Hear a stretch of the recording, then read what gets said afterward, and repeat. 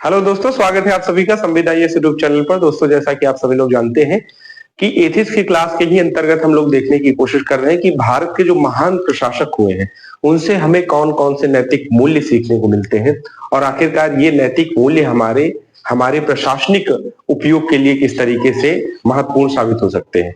तो हम जब प्रशासन में जाएंगे तो इनसे जो हमने नैतिक मूल्य सीख रखे हैं उन नैतिक मूल्यों को किस तरीके से हम लोग भी बेहतर इम्प्लीमेंट कर सकते हैं। तो आज हम लोग दो भारत के महान प्रशासकों के बारे में जानने की कोशिश करेंगे।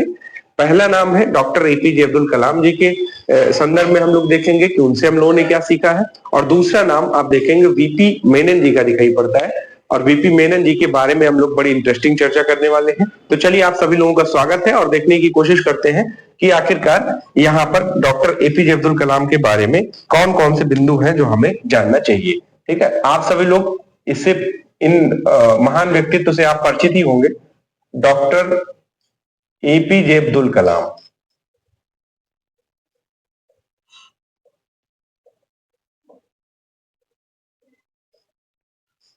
Abdul Kalam missile man of India के नाम से जाना जाता है। आपको पता है कि एपीजे अब्दुल कलाम जी का जन्म जो है 1931 में कहां पर हुआ था? तमिलनाडु में हुआ था। ठीक है, तो आप यहाँ पर कुछ बेसिक बातें जाने, इसको लिखना नहीं है। आप यहाँ पर बताएं कि वर्ष 1931 में, वर्ष 1931 में इनका जन्म जो है, जन्म कहां पर हुआ था? तमिलनाडु में हुआ था। कहां पर? तमिलनाडु में। ठीक है, और उसके बाद में आप देखेंगे कि आर्थिक विपन्नता थी इनके घर पे, और ऐसे कंडीशन में परिवार की जिम्मेदारी इनके सर पर थी। पढ़ाई भी करना, पढ़ाई के साथ साथ में जो कुछ दैनिक वर्क मिला इनको उस समय स्ट्रगल के पीरियड में उसको भी किया निसंकोच होकर के, और अपने गोल को इन्होंने अचीव करने की पूरी कोशिश की। तो ऐसे कंडीशन में आप देखेंगे एक जो हमें मूल्य इनसे सीखने को मिलता है वो संघर्ष का मूल्य सीखने को मिलता है। तो ये बेसिक बात है कि भाई इनका जन्म तमिलनाडु में हुआ था, 1939 में हुआ था, एक गरीब परिवार में पैदा हुए थे। ठीक है, औपचारिक बातें थोड़ा बहुत अगर आपको आइडिया है तो वो आपके लिए ठीक होगा। ठीक, अब आपसे पूछा जाएगा कि इनका योगदान क्या है थोड़ा सा, और योगदान के साथ साथ में थोड़ा सा योगदान भी बताएं कि इन्होंने विजन 2020 नामक पुस्तक लिखी। ठीक है, युवाओं के लिए इन्होंने विशेष जो है पहल स्टार्ट किया।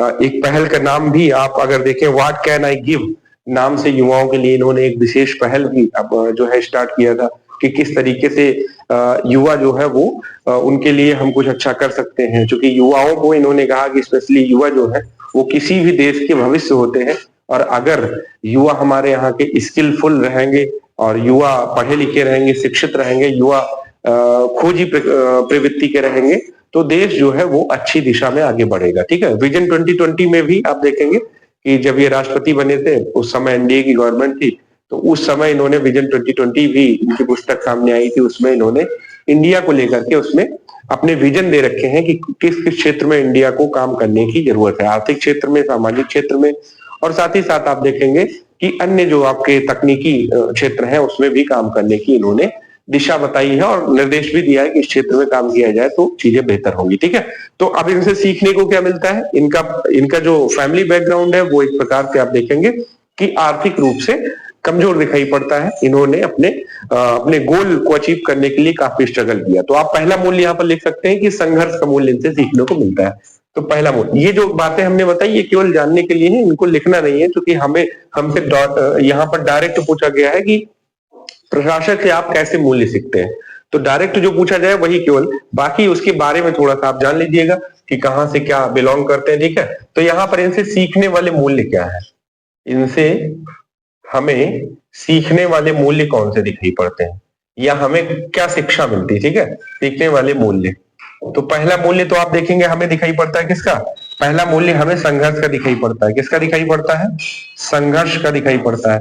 और मुझे एक चीज बताइए, कोई भी व्यक्ति अगर अपने लक्ष्य को प्राप्त करने के लिए अखबार तक भी उसको बेचना पड़े और वो जा करके फिर भारत का राष्ट्रपति बने, तो ये जो डाउन टू अर्थ वाली सिचुएशन है, ये आप देखेंगे कि काफी प्रेरणादायक है। तो संघर्ष का जो मूल्य है, संघर्ष का निरंतरता का जो मूल्य है, वो इनसे सीखने को मिलता है। तो दूसरा पॉइंट आप कह सकते हैं संघर्ष का, निरंतरता का, निरंतरता का, साथ ही साथ आप देखेंगे हार ना मानने की, हार नहीं माना इन्होंने। एपीजे अब्दुल कलाम जी ने कहा है कि अगर इन्होंने सफलता को भी डिसाइड किया है कि भाई अगर आपका साइन ऑटोग्राफ बन जाए तो आप उस दिन अपने आप को सफल मान लीजिएगा। ठीक है, इनका कोटेशन भी बहुत फेमस है, आपने देखा ही होगा। इन्होंने कहा कि अगर आपका साइन, आपका सिग्नेचर अगर ऑटोग्राफ बन जाए तो उसको आप उस दिन अपने आप को सफल मान लीजिएगा।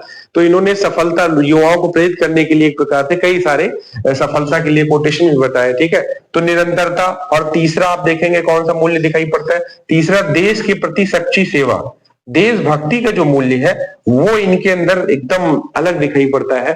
और ये भारत के एक ऐसे राष्ट्रपति हुए हैं जिन्होंने अपने व्यक्तिगत जीवन को, व्यक्तिगत महत्वाकांक्षाओं को त्याग करके देश हित को प्राथमिकता दिया। ठीक है, तो यहाँ पर आप देखेंगे देशभक्ति इनके लिए सबसे पहली, और उसके बाद में निजी स्वार्थ इनका बिल्कुल शून्य दिखाई पड़ता है। पर व्यक्तिगत लाइफ में भी आप देखेंगे कोई परिवार इनका वैसा, इन्होंने शादी विवाह तो किया नहीं, तो निजी जो स्वार्थ है वो आप देखेंगे उससे बढ़ करके इन्होंने क्या किया, उसको काफी कम रखा, देशभक्ति को अधिक महत्व दिया।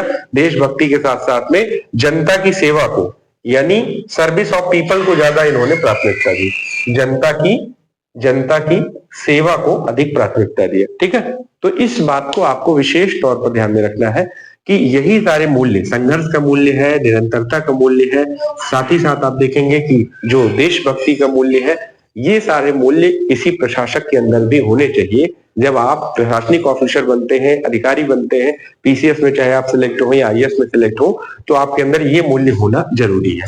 जो आप देखेंगे कि और मूल्य इनके अंदर दिखाई पड़ते हैं, युवाओं को प्रेरित करने का मूल्य, युवाओं को प्रेरित करने का मूल्य, तो प्रेरित करने का जो मूल्य है वो विशेष तौर पर दिखाई पड़ता है। ठीक है, तो ये बातें हैं। इसके साथ ही साथ अगर और कुछ बातों को जानना चाहे तो इन्होंने विश्व शांति को प्रमुख तौर पर कहा कि भाई विश्व में शांति होनी चाहिए, युद्ध किसी भी समस्या का समाधान नहीं है। अच्छा, उस समय आप देखेंगे कि भारत पाकिस्तान के रिश्ते ठीक नहीं थे, कारगिल का युद्ध हुआ था 1999 में, उसके बाद में आप देखेंगे कि कलाम साहब को जो है एक प्रकार से राष्ट्रपति के तौर पर उनको शपथ दिलवाया गया, राष्ट्रपति बने।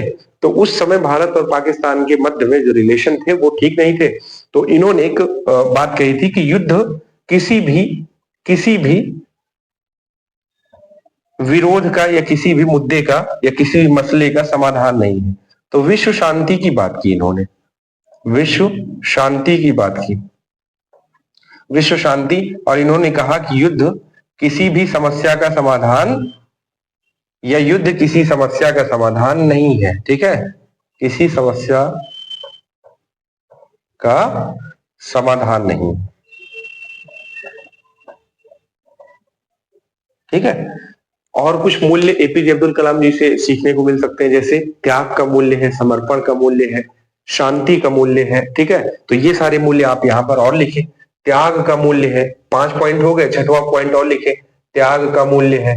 ठीक है, समर्पण का मूल्य है, देश के प्रति जो समर्पण भाव इनके अंदर दिखाई पड़ता है, और जो निजी स्वार्थों को त्याग करके देश के लिए इन्होंने देशभक्ति और समाज सेवा के लिए जो काम किया है, वो अपने आप में देखेंगे कि एक प्रशासक के तौर पर ये मूल्य हमें सीखने ही चाहिए। ठीक है, तो त्याग का मूल्य हो गया, समर्पण का मूल्य हो गया, ये भी हमें सीखने को मिलता है। और एक बात और इन्होंने कही है कि ज्ञान एवं शिक्षा सबसे बड़ी ताकत है। अगर 7वें पॉइंट की ओर बात करें तो यहाँ पर आप सभी लोग देख सकते हैं, इन्होंने कहा कि ज्ञान और शिक्षा, इन्होंने एक पॉइंट और कही है कि ज्ञान एवं शिक्षा जो है वो किसी भी व्यक्ति की सबसे बड़ी ताकत है। ज्ञान एवं शिक्षा सबसे बड़ी ताकत है, बड़ी ताकत है। अच्छा, शिक्षा का उद्देश्य अगर इनकी नजरों में देखा जाए तो व्यक्ति की काबिलियत को इन्होंने बताया। इन्होंने ये नहीं कहा वर्तमान समय में जिस तरीके से शिक्षा का उद्देश्य बताया जाता है कि आप नौकरी पा जाए, कोई अच्छी नौकरी पा जाए, तो इनका कतई ये इससे सरोकार नहीं रखते थे। इनका ये मानना था कि अगर आपके अंदर ज्ञान है और शिक्षित है आप, तो आप अपने देश के लिए बेहतर कर सकते हैं, एक अच्छे नागरिक के रूप में, एक अच्छे समाज के रूप में। अगर कोई व्यक्ति शिक्षित है तो सोचने समझने की शक्ति उसकी विकसित होगी, तर्क शक्ति उसकी अच्छी होगी, और उसके जो वंशज आएंगे वो भी आप देखेंगे कि सुसभ्य तरीके से एक बेहतर समाज के निर्माण करेंगे। ठीक है, तो ज्ञान एवं शिक्षा सबसे बड़ी ताकत है। तो ये यहाँ से शिक्षा का मूल्य हमें सीखने को मिलता है कि व्यक्ति को हमेशा निरंतर सुधार करना चाहिए, निरंतर अपने व्यक्तिगत जीवन में सुधार, ना केवल उसके शैक्षिक क्रियाक्रमों में उसके होने चाहिए सुधार, उसके व्यक्तिगत गुणों में भी सुधार होना चाहिए। ठीक है, तो ज्ञान शिक्षा की बात की। इन्होंने एक और बात कही कि विनम्रता और सरलता को हमेशा बनाए रखें। तो विनम्रता का मूल्य दिखाई पड़ता है। भाई आप देखेंगे एपीजे अब्दुल कलाम को, कोई ऐसा व्यक्ति आप नहीं नजर आएगा जो एपीजे अब्दुल कलाम से ईर्ष्या द्वेष रखता हो। ये भारतीय प्रशासक के तौर पर और भारतीय राजनेता भी आप कहें तो, राष्ट्रपति जब भी बने थे तो दोनों तौर पर, प्रशासक के तौर पर, राजनेता और वैज्ञानिक के तौर पर, कोई भी व्यक्ति इनसे ईर्ष्या भाव में कभी आप नहीं देखेंगे कि ईर्ष्या करता हो। और इनका नाम बड़े सम्मान के साथ लिया जाता है। क्यों? क्योंकि इन्होंने विनम्रता अपने स्वभाव में बनाए रखा। विनम्रता और सरलता को इन्होंने बताया कि रखना चाहिए, विनम्रता और सरलता को बनाए रखना चाहिए। ठीक है, बनाए रखना चाहिए। और ये व्यक्ति को क्या करते हैं? ये व्यक्ति को एक प्रकार से सहज बनाते हैं। और जो व्यक्ति जितना ही सरल होगा, जितना ही विनम्र होगा, वो एक प्रकार से आप देखेंगे ज्यादा उसके ऊपर विश्वास बढ़ता है, समाज का भी और परिवार का भी। ठीक है, तो इतने मूल्य हमें बेसिकली दिखाई पड़ते हैं। संघर्ष का मूल्य, निरंतरता का मूल्य, देशभक्ति का मूल्य, निजी स्वार्थ को कम करके जनता की सेवा का जो मूल्य है वो दिखाई पड़ता है, त्याग समर्पण का मूल्य, युवाओं को प्रेरित करने का मूल्य, विश्व शांति को प्राथमिकता दिया, युद्ध किसी समस्या का समाधान नहीं है, ज्ञान और शिक्षा को महत्व दिया, विनम्रता और सरलता का मूल्य इनके अंदर से दिखाई पड़ती है। कठिन परिस्थितियों में भी रह करके संघर्ष करने का भी मूल्य आप देख पाएंगे। इन्होंने अखबार भी बेचा, प्लेटफॉर्म पे जाकर के अखबार बेचा। ठीक है, और अपने लक्ष्य की, जो इनका लक्ष्य था जो है एक प्रकार से पायलट बनने का, तो लक्ष्य नहीं भी प्राप्त हुआ उसके बाद भी इन्होंने जो है अपने जीवन को समाप्त नहीं किया और आगे बढ़ते रहे। ठीक है, तो इतने मूल्य आपको भी सीखना चाहिए। और मुझे लगता है कि किसी भी प्रशासक के लिए ये मूल्य अगर उनके अंदर है तो मुझे लगता है कि ये बेहतर जो है मूल्य साबित होंगे। प्रशासक भी अपने जो वर्क है प्रशासक का, समाज सेवा का, उसमें बेहतर कर पाएगा। ठीक है, एक और हमें प्रशासक दिखाई पड़ते हैं, वीपी मेनन जी। इनका नाम आप सभी लोगों ने सुना होगा। वीपी मेनन जी जो है वो 1945 से लेकर के 1950 के बीच में जो इनका कार्य रहा है वो काफी आप कहेंगे कि अतुलनीय रहा है, तुलना योग्य नहीं है। इतना शानदार वर्क किया है। भारत के एकीकरण में, आपने नाम भी सुना होगा, भारत के एकीकरण में ये किसके साथ मिलकर के काम करते थे? ये मिलके काम करते थे सरदार वल्लभ भाई पटेल जी के साथ। आईएएस ऑफिसर थे वीपी मेनन जी, और इन्होंने 565 देसी रियासतों को क्या किया? मिलाने में काफी अहम योगदान निभाया। ठीक है, तो अभी हम लोग समझने की कोशिश करेंगे कि वीपी मेनन जी से हम लोग क्या सीखते हैं, वीपी मेनन से क्या सीखते हैं। ठीक है, तो चलिए इनके बारे में थोड़ा, के बारे में सभी लोग पढ़े ही होंगे, तो यहाँ पर हम लोग देखेंगे वीपी मेनन जी के बारे में। ठीक है, वीपी मेनन, और इनका नाम जिस तरीके से आप देखेंगे कि आपको इलेक्शन कमीशन ऑफ इंडिया में आप देखेंगे हमें दिखाई पड़ता है, किसका दिखाई पड़ता है? टीएन सेशन जी का दिखाई पड़ता है। अभी वर्तमान में जो situation election commission of India की चल रही है उसमें टीएन सेशन को याद किया जा रहा है। किस वजह से? कि इलेक्शन कमीशन ऑफ इंडिया की निष्पक्षता हो और एक जो ऑटोनॉमस बॉडी है इलेक्शन कमीशन ऑफ इंडिया, उसके रूप में वो काम करे। तो आप देखेंगे वीपी मेनन जी भी एक प्रशासक के तौर पर काफी शानदार, काफी देश सेवा से भरे हुए व्यक्ति दिखाई पड़ते हैं। और इनसे जो हमें मूल्य सीखने को मिलते हैं वो क्या है? अच्छा, ये कब की बात चल रही? 1945 से लेकर के 1945 से लेकर के कब की बात चल रही है? 1945 से लेकर के आप देखेंगे हमें दिखाई पड़ता है 50 तक। और इसी दौरान आपको पता है कि 1947 में भारत देश जो है वो ब्रिटिश उपनिवेश से छुटकारा पाता है, आजाद होता है। और ऐसे कंडीशन में क्या है? भारत के सामने सबसे बड़ी समस्या थी देश का एकीकरण करना, क्योंकि ब्रिटिश जो भारतीय प्रांत थे वो काफी संख्या में दिखाई पड़ते हैं, साथ ही साथ देसी रियासत दिखाई पड़ते हैं। तो कम से कम 565 देसी रियासतों का एकीकरण करना और भारत को एक संघ के रूप में स्थापित करना, ये ना केवल एक प्रशासक के तौर पर बीपी मेनन जी के सामने एक समस्या थी, चुनौती थी, साथ ही साथ सरदार वल्लभ भाई पटेल जी के सामने भी एक चुनौती थी कि हम देश को एकीकरण में कैसे, यूनिफिकेशन ऑफ इंडिया कैसे करें। तो आप देखेंगे कि ये हमें देश के एकीकरण में काफी अहम योगदान इनका दिखाई पड़ता है। तो आप कहेंगे कि एकीकरण में अहम योगदान, वो भी भारत के एकीकरण या देश के एकीकरण में, देश के एकीकरण में, ठीक है, एकीकरण में अहम योगदान। अब इससे हम क्या सीख सकते हैं? कोई भी कार्य इन्होंने किया तो इससे हम सीखेंगे क्या, हमारे प्रशासन में क्या इसका उपयोग हो सकता है, अहम योगदान। अगर मान लीजिए कहीं पर इन्होंने एकीकरण की, यूनिफिकेशन की बात की है, और आपको पता है कि आर्टिकल 1 में ही इस बात को मेंशन किया गया है कि भारत जो है, India that is Bharat group union of state, यानी भारत जो है वो राज्यों का संघ होगा। और ऐसे कंडीशन में ये करने के पीछे किसका योगदान दिखाई पड़ता है? वो सरदार वल्लभ भाई पटेल और बीपी मेनन जी का। इन्होंने ही लगभग 565 देशी रियासतों को, 565 देशी रियासतों को भारत में मिलाया। देशी रियासत कौन होते थे भाई? ये जो राजा रजवाड़े होते थे, ठीक है, इन्हीं को देशी रियासत कहा जाता है, को भारत में, भारतीय संघ में मिलाया, ठीक है, भारतीय संघ में मिलाया। और फिर ऐसे कंडीशन में आप देखेंगे कि भारत वर्तमान में, आपको पता है कि राज्यों का एक संघ है, और ये राज्यों का संघ ऐसा है जो कभी भी अक्षुण्ण हमेशा रहेगा, कभी भी इसको खंडन इसका नहीं हो सकता है कभी भी। ये राज्य चाहते हुए भी ये अलग नहीं हो सकते हैं, क्योंकि ये किसी समझौता का परिणाम नहीं है, ठीक है। भारतीय राज्यों और संघ के मध्य में कोई समझौता नहीं हुआ है, ये चाह करके भी अलग नहीं हो सकते।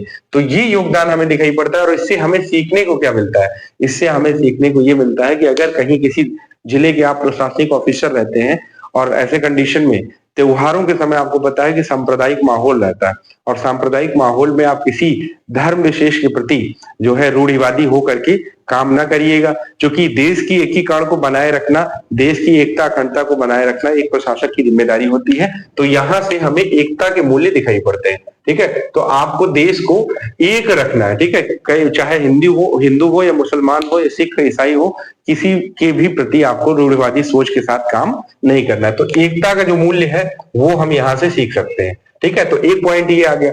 दूसरा, अगर आप देखेंगे कि एक हमें जो पॉइंट दिखाई पड़ता है कि भाई देश का, आप देखेंगे इन्होंने कहा प्रशासनिक ईमानदारी और निष्पक्षता।